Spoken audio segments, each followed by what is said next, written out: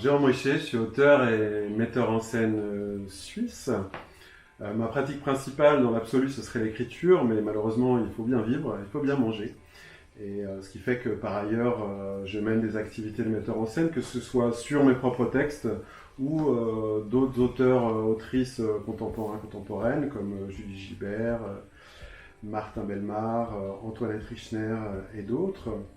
Et donc j'ai une pratique de l'écriture et de la mise en scène qu'on va qualifier de théâtre documenté. Donc je dirais pas de théâtre documentaire parce que je n'obéis pas à des règles extrêmement précises du théâtre documentaire telles qu'elles ont pu être définies par le passé par Peter Weiss dans ses magnifiques notes pour le théâtre documentaire.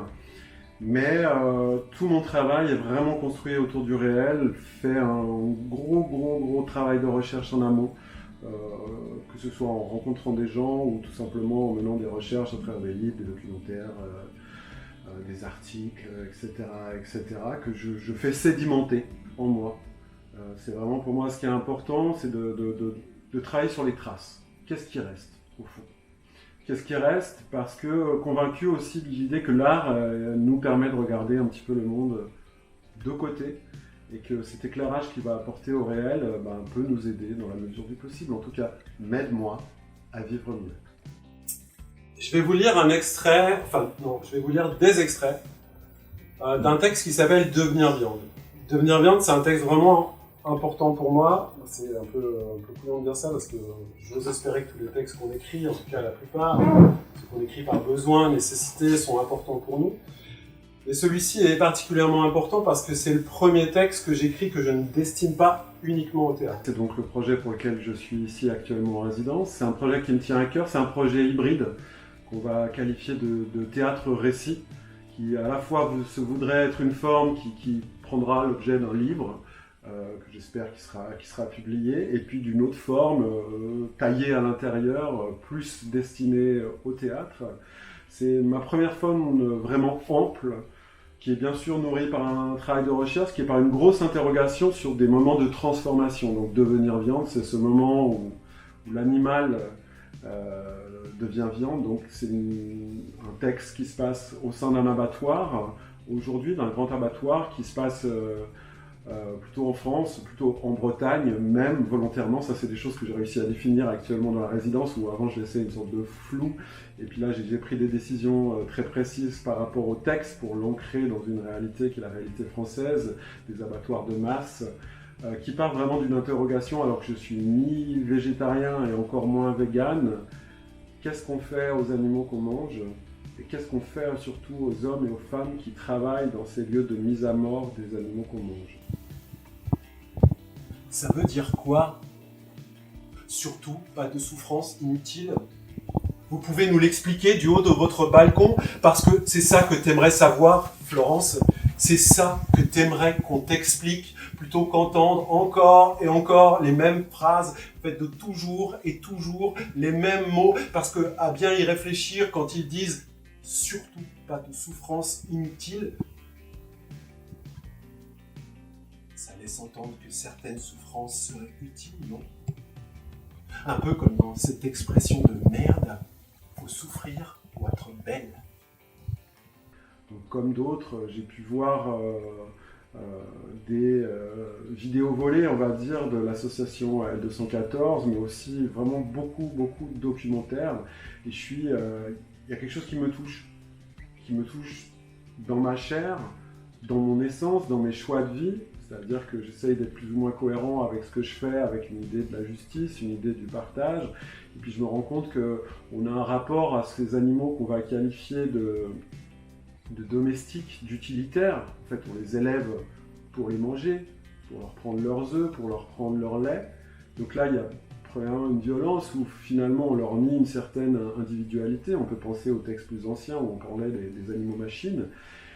Mais au-delà, ça c'est quand même en grande partie documenté, et puis c'est pas ce qui m'intéressait le plus, non pas que le sujet soit pas important, mais c'est les hommes et les femmes qui vivent dans ces endroits-là, enfin qui travaillent dans ces endroits-là, qui pour certaines sont amenés à avoir des comportements extrêmement violents envers ces animaux. Comment ils vivent? Comment eux-mêmes sont niés dans leur individualité, sont pliés, cassés, Il faut savoir que c'est un milieu où il y a énormément d'accidents professionnels, de blessures. C'est quelque chose qui me touche d'autant plus parce que je viens du milieu ouvrier, avec une mère avec elle-même un corps meurtri par le travail. Donc cette question-là, finalement, elle fait sens, et on suit donc le parcours d'une femme qui donc maintenant, grâce à cette résidence ici, a un prénom. Elle s'appelle Florence, elle a un mari, Sylvain, elle a 2 enfants.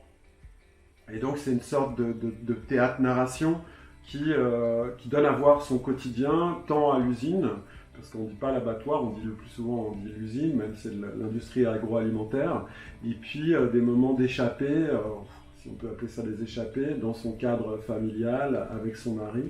Et on voit que tout d'un coup, elle se sent de plus en plus froide, éloignée de ses sentiments, parce que la fatigue, parce que son propre corps est violenté. Et elle trouve progressivement un bol d'air, on va dire, dans ce chien qui s'appelle Jean-Pierre, en hommage à Jean-Pierre Pernaut. Et ce chien qu'au départ elle déteste, qu'elle ne veut pas avoir à la maison, c'est ses filles qui insistent pour avoir ce chien. Et progressivement, il se passe quelque chose avec le chien que je ne vais pas raconter parce que c'est la fin du texte. Tu dis, je vais à l'usine. Tu dis, je suis agent de fabrication dans l'industrie agroalimentaire. Tu dis, c'est mon métier, agent de fabrication dans l'industrie agroalimentaire. Tu ne diras jamais je vais à l'abattoir. Tu ne diras jamais je tue des animaux à longueur de journée. Tu ne diras jamais c'est mon métier, tuer des animaux à longueur de journée. Abattoir, un mot qui n'existe pas. Je suis venu aussi, et ça je vous remercie les Franco et aussi Alain évidemment d'avoir pu intervenir à Rochechouart au sein d'un collège d'une classe de 6e autour de mon texte Petite, qui est mon premier texte tout public, donc c'est pas rien pour moi, que vraiment je destine à partir de 10 ans a priori, et qui est presque à l'origine, c'est Alain qui en est le commanditaire, on va dire, enfin d'une manière indirecte, hein. C'est juste que pendant le confinement, il m'avait proposé de participer au journal de confinement qu'il faisait avec les élèves du collège, et puis j'ai commencé à écrire une première scène sur un père et sa fille qui, entre guillemets, vivent dehors pendant une période de confinement. Et puis, en fait, j'ai commencé à déployer quelque chose. En gros, qui questionne qu'est-ce que c'est d'avoir une vie soi-disant normale dans un monde qui ne l'est pas tout à fait. Et puis, je suis intervenu avec cette classe-là, on a fait juste 2 ateliers, mais c'était juste extraordinaire. Ils avaient pu être vraiment préparés, donc il y a un échange autour du texte. Et puis, je les ai fait écrire en lien avec le texte, plusieurs jeux d'écriture. Et puis j'ai l'impression, en tout cas moi, c'est que là on a une vraie fonction, nous, auteurs et autrices, qui allons intervenir au sein du cadre scolaire, parce que je leur ai amené un décalage, tel qu'a pu le dire la prof, qui les a amenés à déployer aussi un imaginaire en lien avec la pièce. J'ai le droit à un dessin, enfin ça paraît rien, mais c'est énorme parce que ça nourrit l'échange, et moi ça me permet de grandir parce que je conçois toujours les ateliers d'écriture comme un partage. C'est pas moi qui arrive avec mon savoir en disant bon alors moi je vais vous apprendre ça. Non, c'est est-ce qu'on va co-apprendre ensemble, est-ce qu'on va grandir véritablement ensemble. Et là c'était quand même un pari parce que comme c'est ma première pièce tout public, j'ai quand même 2-3 doutes. L'endroit où je suis, comment s'adresser à des publics plus jeunes, que normalement je commence plutôt les adolescents à partir de 16 ans. Et puis j'ai vu que ça a marché à fond. Ils avaient été hyper préparés à la fois par Alain et par leur prof. Et on a eu hier particulièrement, c'était juste incroyable, avec un goûter et tout ça, et donc ce cadeau d'un dessin, et puis de ce qu'ils ont amené en écriture en fait, qui est très fort.